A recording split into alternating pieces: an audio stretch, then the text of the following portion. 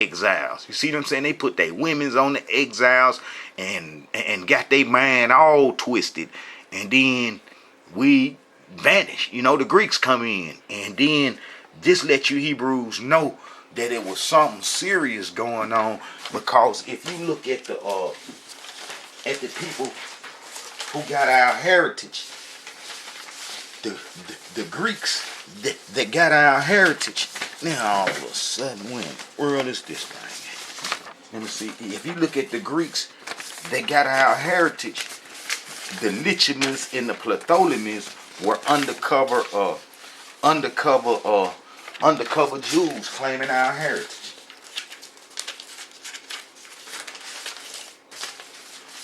Lichimas. All right. You see these folks right here?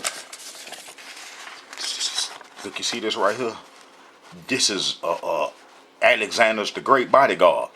You see what I'm saying? One of his bodyguards, and they inherited his empire. You know what I'm saying? The Lichimas dynasty. The Lichimas 360 BC to that's the head one, to 381 was one of the immediate bodyguards of Alexander during his Persian campaign. So that Lichimas is gonna help go destroy the exiles, protectors, the Persians, and then these folks would end up being high priests in the promised land. You know what I'm saying? The 46 co-high priests of what they would say Israel was Lichimas. The Jews was Lichimas in the promised land. You see what I'm saying? So, and then if you look up these Lichimas, the Lichimas, the main daddy, married one of the Ptolemy's daughters, and they had kids, and all of them would be Jews. All of them would be undercover Jews, and they are looked upon as Jews in history, and they ain't trying to hide that. And Philo is descended from them. This is Philo's great grandfather right here.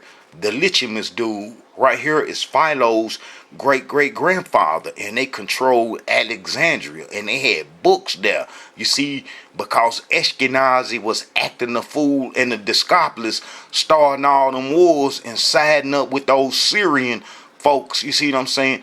That the Jews ran to Alexandria. You see what I'm saying? To start translating now history. And that's where you get the Septuagint and all those other different translations that come from the Greek era and stuff. And that's going to be like starting to be the first time that our history is starting to be translated into the enemy's tongue and stuff. You see what I'm saying? Because those Sephardi's and those Edomites spoke Hebrew and stuff. You know what I'm saying? The people that we abandoned our heritage to spoke Hebrew.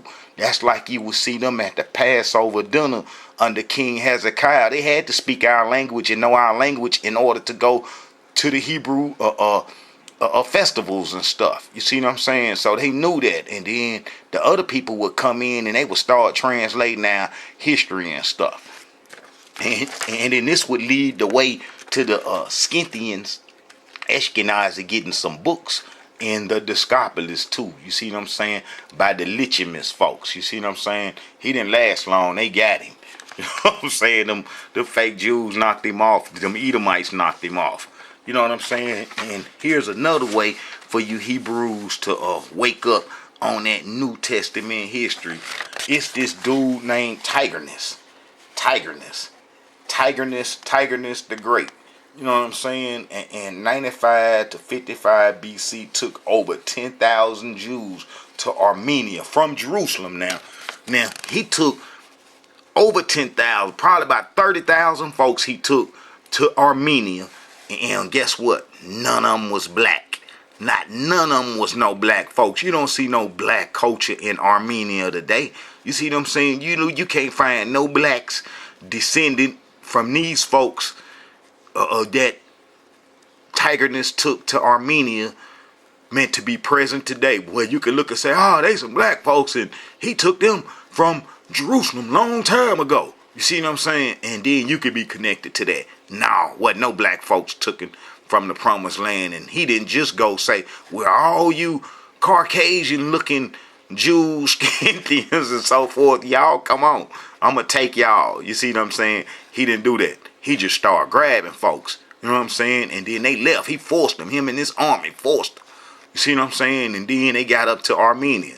And ain't none of them black. You know, and those Jews would build an empire from Armenia, build all these trades and stuff. You know what I'm saying? That's like Ashkenazi. You know, Ashkenazi would take trade to Europe. You see what I'm saying? And would dominate Europe through his trade and stuff. And matter of fact, the Sephardians and Sephardims work hand in hand sometimes when it comes to trade and stuff. You know, and they would develop the whole European nations with his trades and his trades routes. And then, you know, to the Americas and North Americas too. Alright, but Tigerness took all these folks from the promised land and was none of them black. Was none of them black. It's no way for you. It's no way for you New Testament Hebrews that believe in that New Testament to ever recover from this. You cannot ever recover from Tigerness the Great took 30,000, 10,000 Jews from the promised land to Armenia, and you can't find no black ones, and this is a sample of the population. So that kills you, black New Testament. That killed the New Testament as being black folks. That right there kill it. Ain't no way to recover from that. You're going to have to accept this and roll on with it. You know what I'm saying? You got to accept this. The history the Israelite Brotherhood showed, you got to accept and lay down with it, because there ain't no way to change it. Ain't no way to change this. Alright, so we know Ashkenazi was in the Decapolis, and they lived in the Decapolis cities, and that Jesus had them as members, and they wasn't nothing but the Scythians that had destroyed Assyria, and then came and settled in our land after chasing us out of it. That's all it is. And this is the reason that they chased us out of it. If you go to the book of Jeremiah, chapter 44, ain't nowhere in the world we could have stayed on the promised land after this. And then our sin was on the same level as Sodom and Gomorrah. You know what I'm saying? I got the videos where the Egyptians, the Amorites, see, it boils down to this. King Josiah got killed by the Egyptians. You know what I'm saying? And we really did him a bad service, because if we would have stayed on the law and followed the law like he put us on, then we couldn't have never got enslaved, and history wouldn't be what it is today.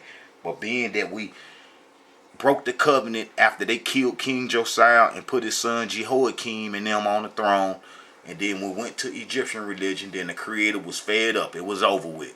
And we got chased out the land. We had did a lot of sin. You know, if you get to Jeremiah 36, I'm going to cover Ashkenazi history. Let's get in this Bible, son. All right.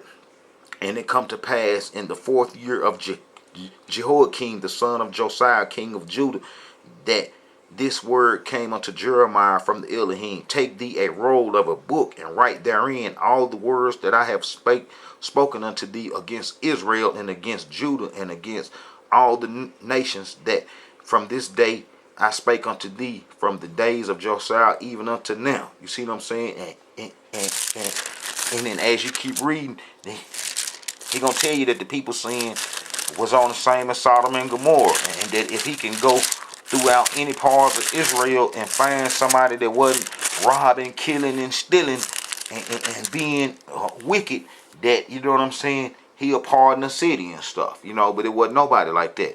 Run ye to and fro through the streets of Jerusalem, and see now and know, and seek in the broad places thereof, if ye can find a man, if there be any that execute judgment, that seeketh the truth, and I will pardon it. You see what I'm saying? It wasn't nobody. It wasn't nobody in the promised land that was righteous. You see what I'm saying? Because he said just the same way as what he said about Sodom and Gomorrah.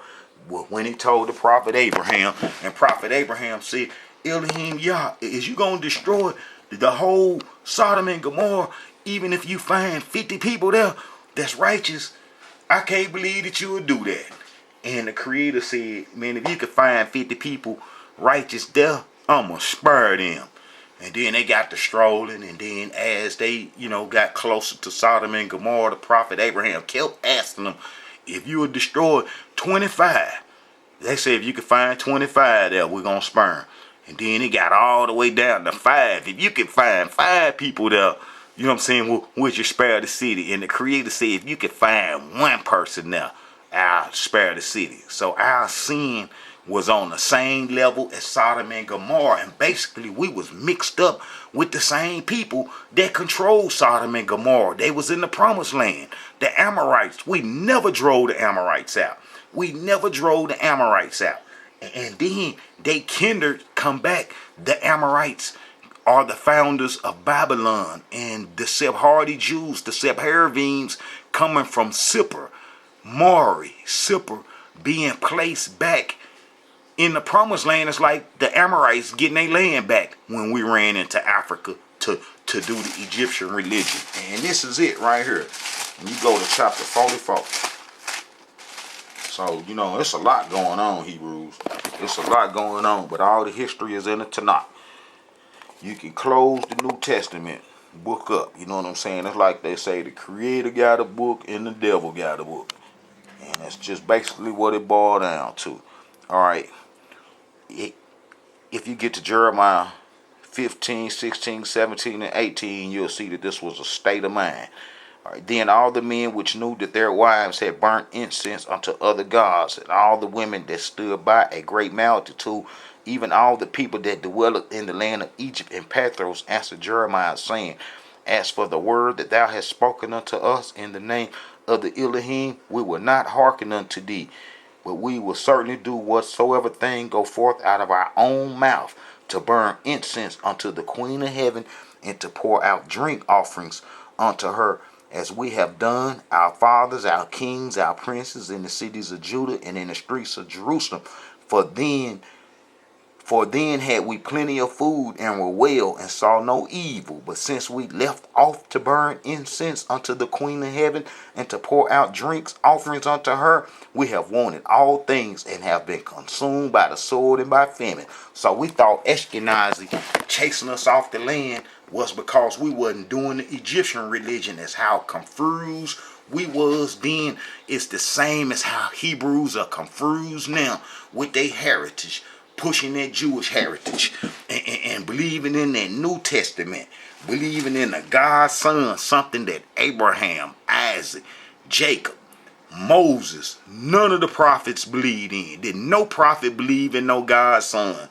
And then they gonna take the prophecies for King Josiah, because we was on this Egyptian religion from 931 BC, when Jeroboam come out of Egypt, because he was driven into Egypt by wicked King Solomon. When the Creator had demoted Solomon to a prince, and said that Jeroboam would get the northern kingdom, Solomon tried to get up with Jeroboam, and Jeroboam took off to Egypt, where his kindred was. You know, Shawshank, the king that was on during Jeroboam's time, was a Mishwish king, and that's going to be the same land and ethnic group that Joseph had the 2 sons by the priest of own daughter, Asenath.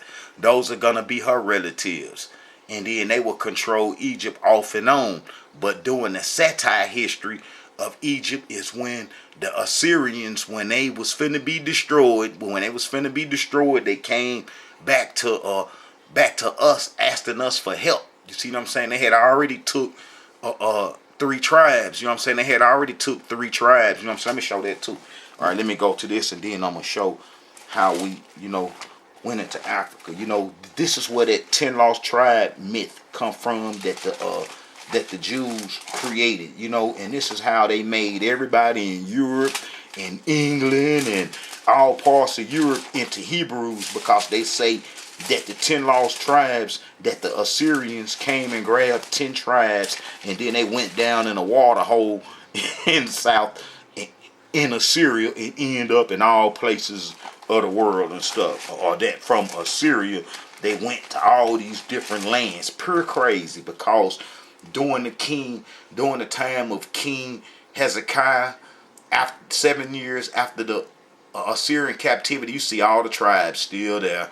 And when you get down to King Josiah, who cleaned up the whole northern kingdom and Judah, of the Egyptian religion, you see all the tribes still there. Maybe I can get all this in too. Alright. Let me see. Alright, no lost tribes. Alright.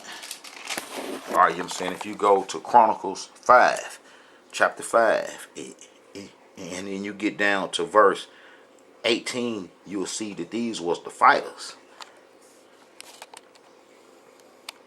Alright. Then the sons of Reuben and the Gadites and the half tribe of Manasseh, violent men able to bear a buckler and sword and to shoot with bow, and skillful in war, were 44,703 score that went out to war. See, because of those Assyrians needed them to help fight those Scythians that was coming up out of the Caucasus Mountain, Tuda and King Midas and them folks.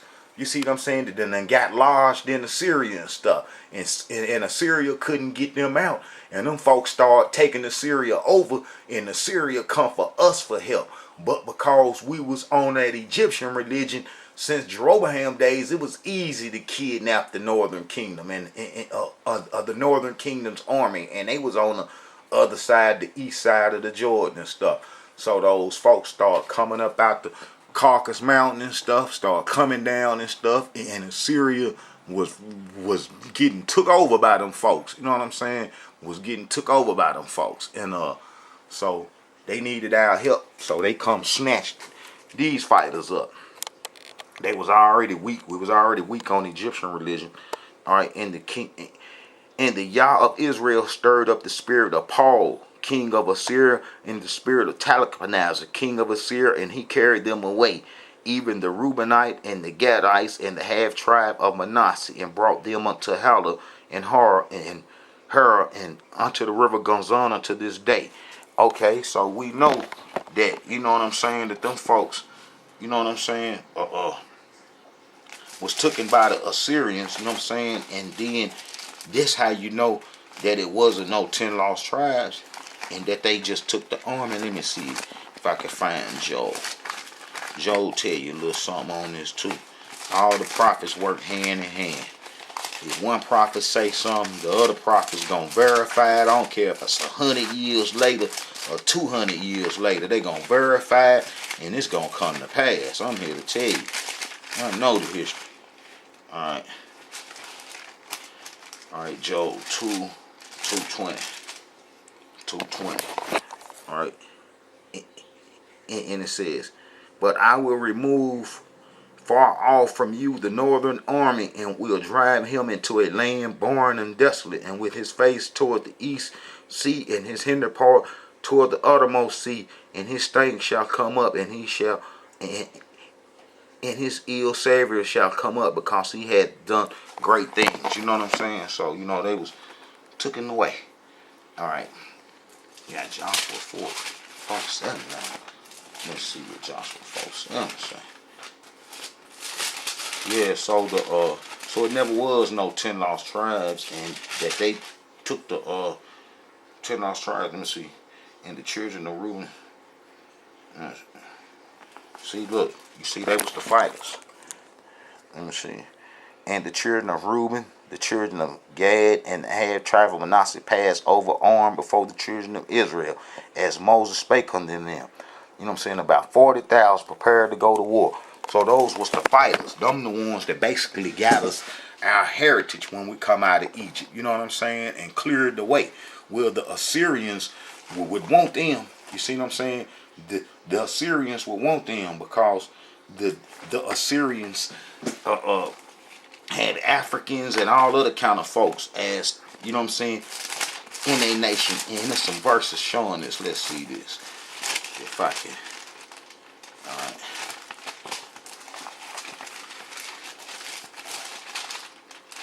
Second, man, it's gonna be.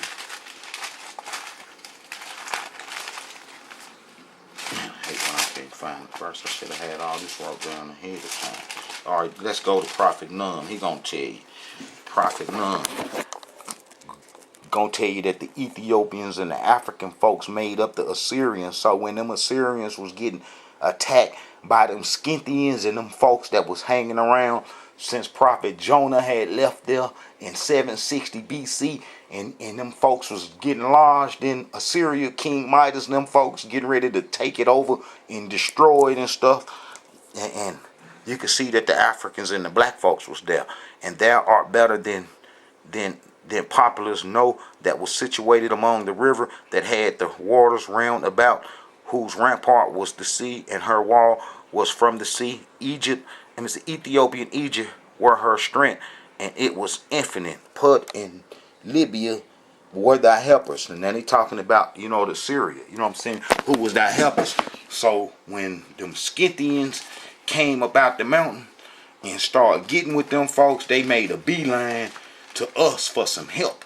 And that's what started the satire history, because they would put Joseph relatives, they would whoop the Ethiopian Nubian stock, kidnap some of them and put them in the army to put the Mishwish tribes on that Joseph and them two sons was kin to Manasseh and Ephraim, and them mama relatives on the throne. And that's gonna be Necho and them, the satire kings. And then one of the satire kings would kill King Josiah after he cleaned the Egyptian religion up, you know. And they would go to Assyria to try to help them Assyrians, them Egyptians that killed King Josiah. And them Scythians, Ashkenazi, would destroy them, and then come destroy us too. You see what I'm saying? And then they chased us into Africa. All right, but here's the 10 lost tribes. So you know all the Israelites was there during this time, and that it never was any 10 lost tribes. You know, after you go to Chronicles, 2 Chronicles 30, and it's under King Hezekiah. All right. And Hezekiah sent to all Israel. And that is all Israel. Why would he send to all Israel if everybody gone during the Syrian time? It wouldn't make no sense to even say that. Alright. And Hezekiah sent to all Israel in Judah, and wrote letters unto Ephraim and Manasseh, that they should come to the house of the Elohim at Jerusalem to keep the Passover unto the Elohim Yah of Israel. For the king had not taken counsel with his princes and all the congregation in Jerusalem to keep the Passover in the 2nd month. For they could not keep it at that time, because the priests had not sanctified themselves sufficiently, neither had the people gathered themselves together to Jerusalem. And the thing pleased the king and all the congregation. So they established a decree and made proclamation throughout all Israel. Now, if Israel gone during Assyrian times, then, you know what I'm saying, how could he be talking to him? See what I'm saying? No, it don't make no sense. So y'all be using Jewish history. This is Israelite history, and the Israelite Brotherhood gonna always show you Israelite history and show you the difference. All right. So the post went with the letters from the king and his princes throughout all Israel and Judah, according to the commandment of the king, saying, Ye children of Israel, turn again unto the Elohim Yah of Abraham, Isaac, and Israel, and he will return to the remain of you that are escaped out of the hands of the king of Assyria. See what I'm saying? And then as you read down, he'll start naming off the tribes. So these people escaped the Assyrians.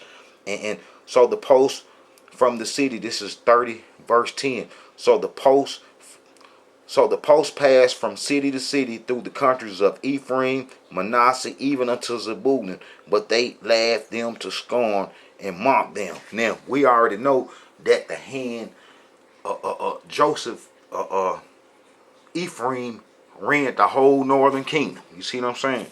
All right.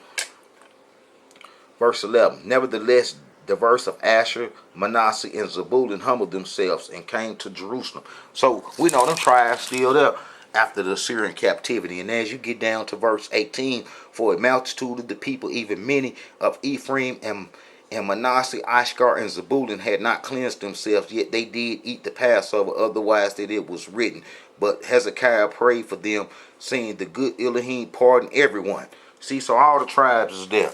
And then, you know what I'm saying, as you get to, you keep reading, and then you get to 34, this is a whole entire area. the Assyrians is basically destroyed now.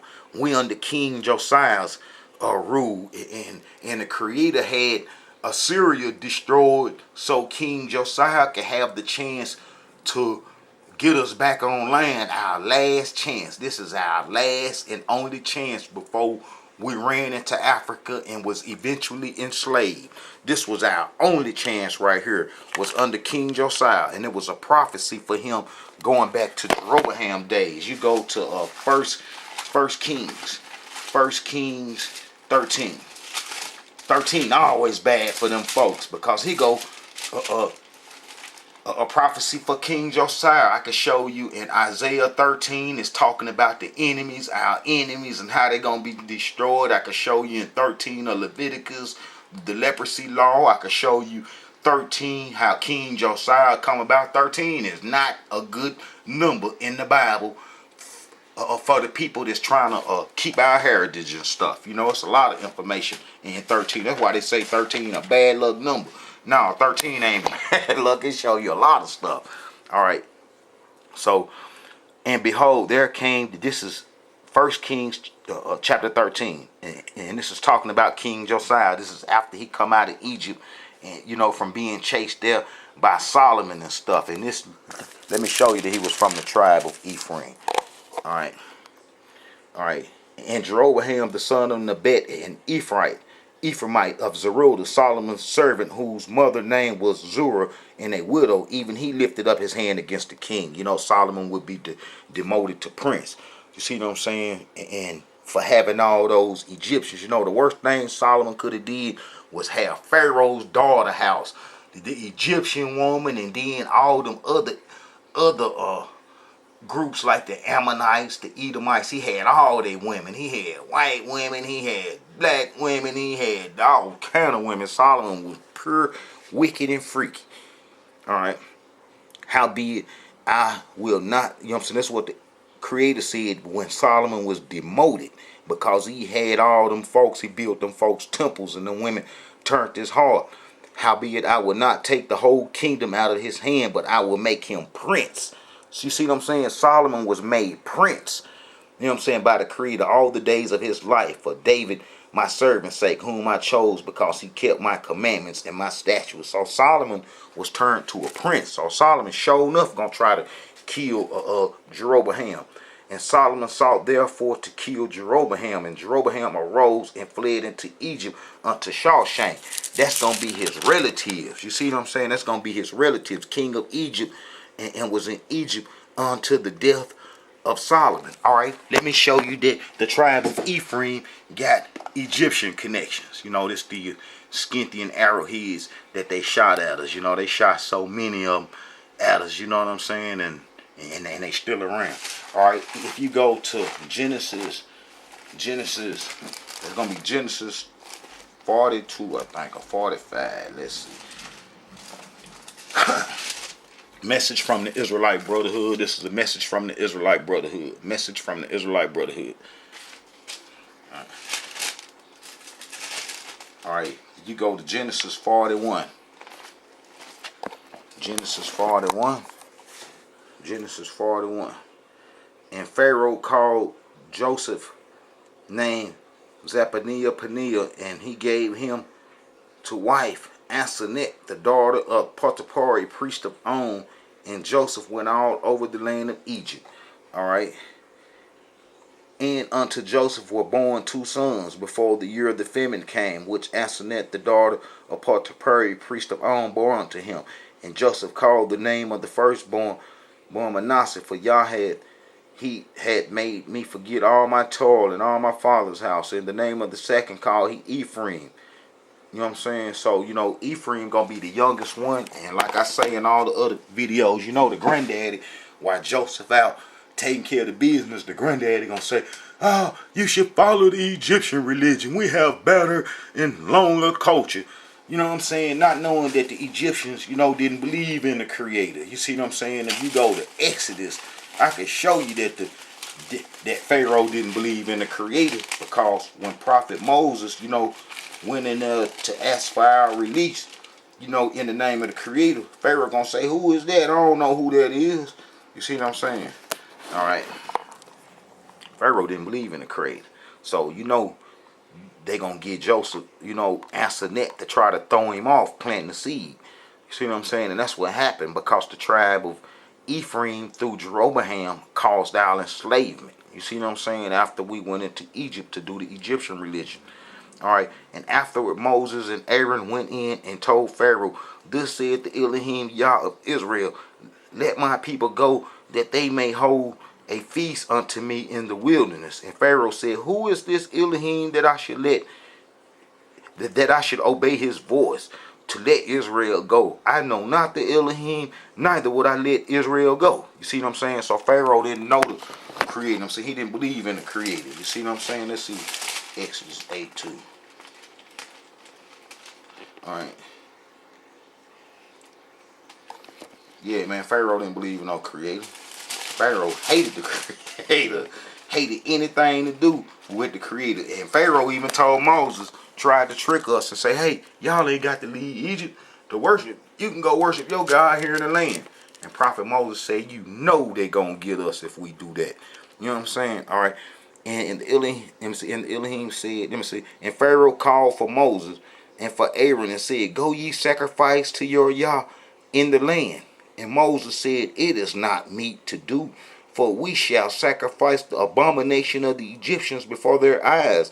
Will they not stone us?" You see what I'm saying? So the Egyptians didn't believe in the Creator. And then you have a whole lot of Hebrews that's real wicked trying to get you to believe in the Egyptian culture and his gods, not knowing that the Creator already said that he'll take us to Egypt and ship as punishment. So you'll be a dang fool to be claiming an Egyptian heritage in bondage in the Egypt that the Creator said that he will send us to. And I can show you that this is the Egypt because that go to the Pharaoh Necho that killed King Josiah, that made us go back to the Egyptian religion that will cause us to run into Africa to be enslaved. And this is the obelisk that was put up during our enslavement in Egypt. Prophet Moses would have seen this. Our ancestors would have touched this. Both of these statues is in New York. See what I'm saying? So this is the Egypt that we come to in ships. All right. Show you that there's no 10 lost tribes.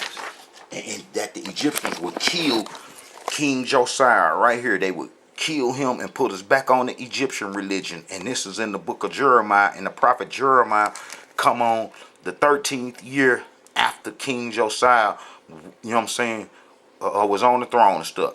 All right, Josiah was 8 years old when he began to reign in Jerusalem 1 years, and he did that which was right in the sight of the Elohim, and walked in the way of David his father, and declined neither to do the right hand or to the left. For in the 8th year of his reign, while he was yet young, he began to seek after the Yah of David his father. And in the 12th year, he began to purge Judah and Jerusalem from the high places, in the groves, in the carved images, in the molten images. And they break them down, the altars of Balaam in his presence, and the images that were on high above them he cut down, in the groves, in the carved images, in the molten images he brake in pieces, and made dust of them, and strode it upon the graves of them that had sacrificed unto them. And he burnt the bones of the priests men upon the altars, and cleansed the Judah and Jerusalem. And so did he in the cities of Manasseh and Ephraim, Simon, even unto Naphtali, with their buttocks round about. And when he had broken down the altars and the groves, and had beaten the graven images into powder, and cut down all the idols throughout all the land of Israel, and returned to Jerusalem. So this is prophecy finna, you know what I'm saying, came past 300 years from when Jeroboam brung the golden calves out on us after Solomon chased him into Egypt. You see what I'm saying?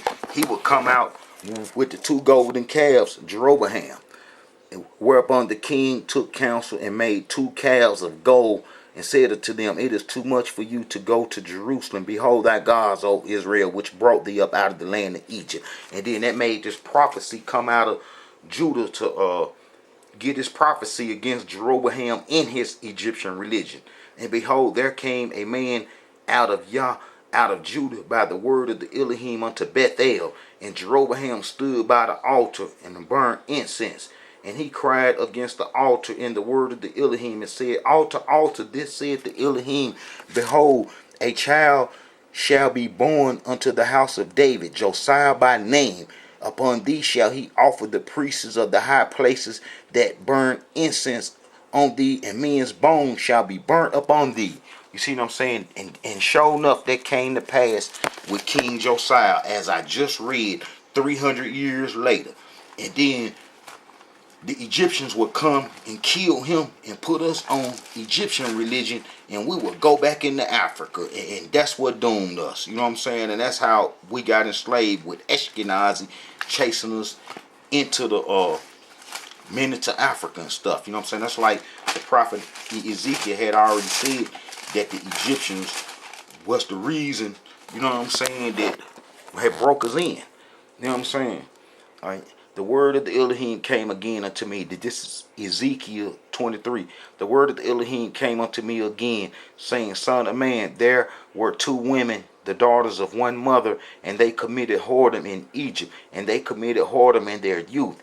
There were their breasts pressed, and there they bruised the tents of their virginity. You see what I'm saying? So the Egyptians, you know, bust us open. It's going to be the first religious system that we come in contact with, being that our father prophet Abraham coming to Canaan, he didn't worship none of the Canaanite religion or the Egyptian religion, and he went from Canaan to Egypt and then went back to the promised land, and he ain't worship none of that Egyptian stuff. The prophet Isaac was born, he didn't worship none of that Egyptian stuff. And our father Israel, our father Jacob, went to Egypt, from Canaan to Egypt, and he resisted the Canaanite culture, the Canaanite Egyptian culture, and come back. So we didn't learn this stuff till after our father Israel died, and we was in Egypt, because he passed away there. And he asked, you know what I'm saying, Joseph asked that they bones get took up out of there.